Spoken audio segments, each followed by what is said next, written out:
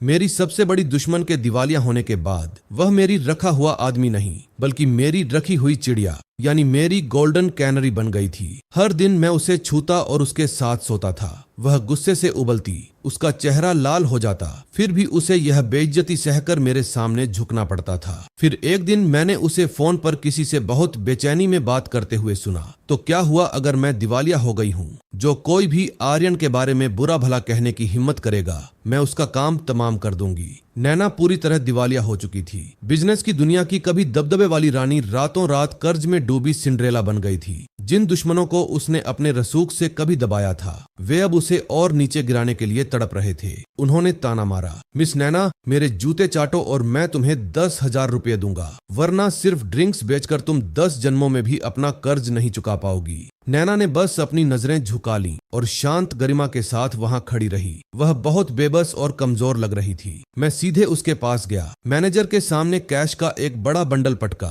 और उसे हाथ पकड़कर वहां से ले गया। उसने मुझसे ठंडे लहजे में पूछा, क्या तुम भी मुझे बेवकूफ बनते देखने आए हो? मैंने अपना सिर घुमाया और एक मजाकिया आधी मुस्कान देते हुए कहा, और क्या? ये शब्द सुनते ही नैना के चेहरे के भाव तुरंत बदल गए। मैंने अपने बैग से तैयार कैश निकाला और उसके मुंह पर फेंक दिया। मेरी हो जाओ और मैं तुम्हें रोज 10,000 रुपये दूंगा। यह सुनते ही उसकी भौहें तुरंत तन गईं। तुमने क्या कहा? मुझे अच्छी तरह पता था कि यह उसके चरम गुस्से की निशानी थी। आखिर हमारे सर्कल में हर कोई जानता था कि हम दोनों जानी दुश्मन हैं और उसके इस बुरे वक्त में उसे इस तरह बेइज्जत करके मैं निश्चित रूप से उसे पागल कर रहा था। कमर पर हाथ रखकर मैंने बड़े घमंड के साथ उसे ताना मारा, रोज 10,000 मैं तुम्हें अपने पास रखना चाहता हूँ। तुम अभी करोड़ों के कर्ज में डूबी हुई हो। मेरे अलावा इस वक्त तुम्हारी मदद कौन कर सकता है? नैना को इस हालत में देखकर, उसकी उंगलियों को बेइज्जती से कांपते हुए देखकर मुझे एक अजीब सी संतुष्टि महसूस हो रही थी। मैंने कैश का एक और बंडल हवा में फेंका। चमकीले लाल नोट फर्श पर बिखर गए। यह सब तुम्हारा है, इसे उठाओ और मेरे साथ चलो, लेकिन याद रखना मुझे इंतजार पसंद नहीं है। नैना ने बिना कुछ कहे गहरी नफरत से मेरी ओर देखा, लेकिन आखिरकार पैसे की मजबूरी के आगे झुककर वह धीरे धीरे घुटनों के बल बैठ गई। अपनी पूरी गरिमा को टूटते हुए महसूस करते हुए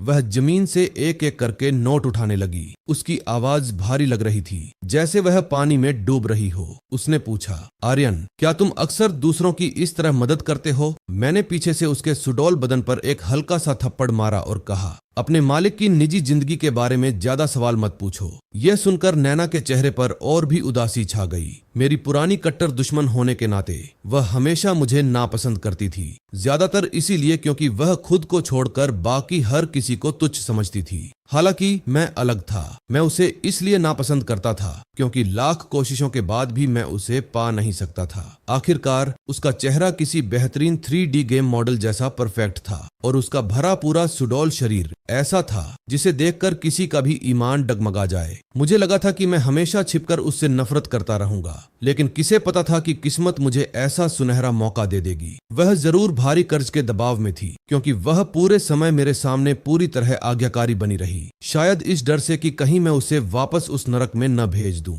यहाँ तक कि जब नहाने के तुरंत बाद मैं उसके बेहद करीब जाकर बैठा तो उसने गुस्से में अपना सिर दूसरी तरफ घुमा लिया और मेरी तरफ देखने से साफ इनकार कर दिया। मैंने उसकी ठुड्डी पकड़ी और उसे जबरदस्ती मेरी आंखों में देखने के लिए मजबूर किया। नैना, तुम जानती हो ना कि पिंजरे में रखी चिड़िया को अपने मालिक के लिए क्या करना होता है। भावनाओं के उबाले के कारण उसकी आंखों के कोने लाल हो गए थे। थोड़ी देर चुप रहने के बाद उसने भारी नाराजगी से बुदबुदाया, हम्फ। मैंने उसे पीछे बिस्तर की ओर धकेला और कहा, तो मुझे किस करो, यहाँ से लेकर पूरा यहाँ तक। मैंने अपनी गर्दन और कॉलर बोन की तरफ इशारा किया। गुस्से से नैना का चेहरा गहरा लाल हो गया और उसके कसकर भींचे हुए होंठ हल्के से कांपने लगे। मैंने चिढ़ाते हुए कहा, तुम नहीं करना चाहती? मैंने अपनी आंखें सिकोड़ी और उसके ऊपर से हटने का नाटक करने लगा। तो ठीक है, मैं तुम्हें मजबूर नहीं करूंगा, मेरे पैसे वापस करो। तभी अचानक एक पतले और कोमल हाथ ने तेजी से मेरे टखने को पकड़ लिया। नैना की आवाज इस वक्त बहुत सूखी और तनावपूर्ण लग रही थी। उसने कहा, नहीं, मैं यह कर सकती हूँ। पैसे का जादू ऐसा था कि उसे नकारा नहीं जा सका। वह उठी और मेरे पास घुटनों के बल बैठ गई। गहरी शर्मिंदगी और हताशा भरे भाव के साथ वह नीचे झुकी। उसने अपने होंठ मेरी कॉलर बोन पर टिकाए और पंख जैसी हल्की चुंबन की लकीर बनाते हुए धीरे धीरे नीचे की ओर बढ़ने लगी। धत तेरे की, उसे सच में पता था कि रिझाने का खेल कैसे खेला जाता है। मैंने अनजाने में ही अपने पैर की उंगलियों को सिकोड़ लिया और उसके रेशमी बालों का एक गुच्छा हाथ में पकड़कर उसे रुकने पर मजबूर कर दिया। उसने मासूमियत और अनजान बनने का नाटक करते हुए ऊपर मेरी तरफ देखा और पूछा, क्या हुआ? मैंने अपनी कांपती हुई आवाज को संभालने की पूरी कोशिश करते हुए कहा, चलो चलो अभी के लिए यहीं रुक जाते हैं, मैं अब और बर्दाश्त नहीं कर सकता।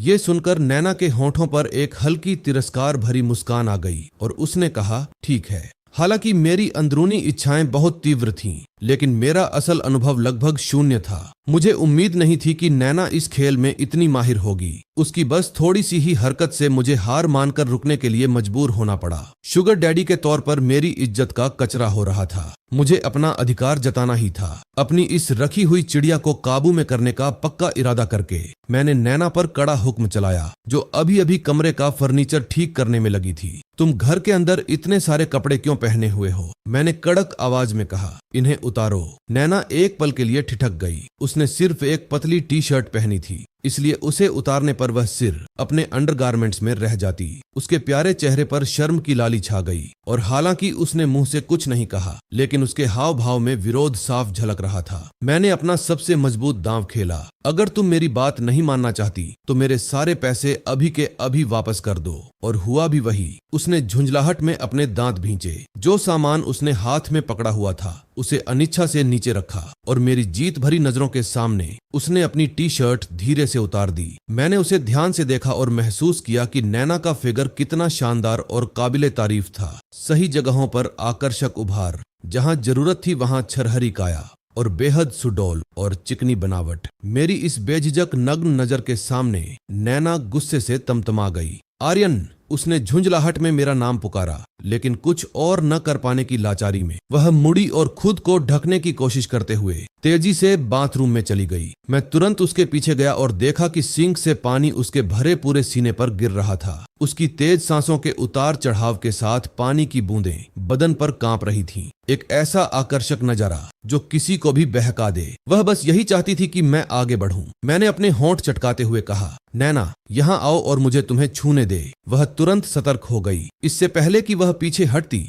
मैंने पहले ही धमकी दे दी, अगर तुम नहीं चाहती तो मैं अपने पैसे वापस ले रहा हूँ। आखिर में वह बस नाराजगी और शर्मिंदगी के मिले जुले भावों के साथ मुझे घूरती रही। फिर हार मानकर उसने अपनी आंखें बंद कर लीं। उसने दांत भींचे और मेरी तरफ मुड़ गई। मैंने संतुष्टि में अपना सिर हिलाया। जैसे ही मेरी उंगलियों ने उसके सीने को छुआ, मैंने उसके पूरे शरीर में एक हल्की सी थरथराहट महसूस की। उसका बदन सख्त लेकिन बेहद लचीला था। नैना के गुस्से वाले हाव भाव को पूरी तरह नजरअंदाज करते हुए मैंने अपना हाथ और नीचे बढ़ाया। जैसे जैसे मैं नीचे गया, नैना का चेहरा गहरे लाल रंग का हो गया। वह गुस्से और उत्तेजना से कांप रही थी। उसकी सांसें उखड़ने लगी थीं। आखिरकार जब मैंने हाथ को और नीचे दबाया तो उसके मुंह से एक दबी हुई कराह निकल गई। आर्यन, उसे अपनी कमकपाती आवाज में मेरा नाम पुकारते हुए सुनकर मैंने अपने दूसरे हाथ की एक उंगली उसके होंठों पर रख दी और कहा, क्या तुम अपने मददगार को उसके पूरे नाम से बुलाना बंद कर सकती हो? उसने पूछा, तो फिर मैं तुम्हें क्या बुलाऊं? मैंने मुस्कुराते हुए कहा, मुझे मास्टर कहो। यह सुनकर नैना गुस्से से लगभग बैंगनी हो गई। इस तनावपूर्ण स्थिति के बावजूद वह उस अपमानजनक उपाधि का इस्तेमाल अपने मुंह से नहीं कर पाई। सच तो यह है कि मुझे ऐसी किसी उपाधि का कोई खास शौक नहीं था। मैं बस उसे चिढ़ा रहा था। उसे इस तरह अपने काबू में रखकर परेशान करना मुझे बहुत संतोष देता था। मैंने नैना पर हर तरह की सताने वाली तरकीब आजमाई थी। एक दिन जब मेरा दोस्त मयंक मुझसे मिलने आया तो उसने देखा कि वह घमंडी औरत अपनी किस्मत से हार मान चुकी थी। उसने एप्रन पहना हुआ था और किसी आम हाउसवाइफ की तरह घर की सफाई कर रही थी। मयंक की आंखें फटी की फटी रह गईं। उसने मुझे तुरंत एक कोने में खींचा और धीरे से पूछा, भाई, तुम सच में नैना को अपनी सेवा इस तरह करने दे रहे हो? मुझे उसकी बात का मतलब समझ नहीं आया। वह औरत कंगाल हो चुकी थी तो उससे और क्या उम्मीद की जा सकती थी? मयंक काफी परेशान लग रहा था। उसने कहा, कंगाल होने के बाद भी नैना जैसी शातिर लड़की के पास वापसी करने के हजारों तरीके होंगे, है ना? तुम संभल कर रहो। मुझे लगा कि उसकी यह चिंता चिंता बिल्कुल बेकार थी। उसने उन दिनों को नहीं देखा था जब बाकी लोगों ने नैना को किस तरह सरेआम बेइज्जत किया था। अगर उसके पास सच में कोई बैकअप प्लान होता तो वह खुद को ऐसी बदतर हालत में कभी नहीं पहुंचने देती। मुझे पूरा यकीन था कि इस बार वह सच में पूरी तरह खत्म हो चुकी थी। जब मैंने देखा कि मयंक को अभी भी मुझ पर यकीन नहीं हो रहा है तो मैं बस पास खड़ी नैना की ओर मुड़ा और आवाज दी, नैना जरा यहाँ आओ। मयंक को खुद अपने मुंह से बताओ, अभी तुम मेरे लिए क्या हो। नैना हमेशा की तरह आज्ञाकारी बनकर मेरी तरफ चलने ही वाली थी, लेकिन जैसे ही उसने मेरी यह बात सुनी उसने झटके से अपना सिर ऊपर उठाया। उसके चेहरे पर भयंकर बेइज्जती और नाराजगी के भाव आ गए। मैंने अपनी कमर पर दोनों हाथ रखे और उसे गुस्से से घूरा। क्या बात है, तुम पैसे तो ले ही चुकी हो, क्या अब सबके सामने इसे मानने में तुम्हें शर्म आ रही है? पैसे का जिक्र सुनते ही उसके पास कोई चारा नहीं बचा। वह मेरे सामने आकर रुकी, अपनी नजरें नीचे झुकाईं और दबी हुई शर्मिंदा आवाज में बोली, मैं आपकी पाली हुई चिड़िया हूँ। मयंक यह सब एक तरफ खड़ा होकर देख रहा था। हैरानी के मारे उसका मुंह खुला का खुला रह गया। मैंने गर्व से उसकी तरफ देखा और कहा, तो मैं झूठ नहीं बोल रहा था, है ना? क्या तुम चाहते हो कि मैं इसे छूकर साबित करूं?